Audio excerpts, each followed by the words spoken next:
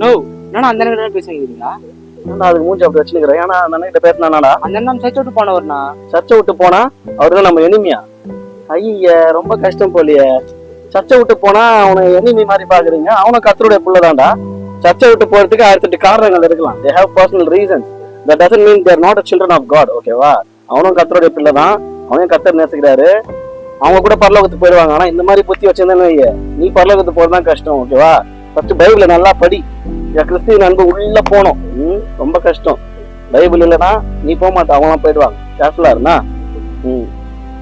சபைக்கு உண்மையா இருக்கணுன்றதை விட சபையின் தலைவராக இயேசுவுக்கு உண்மையா இருக்க வேண்டும் என்பது அவசியம்.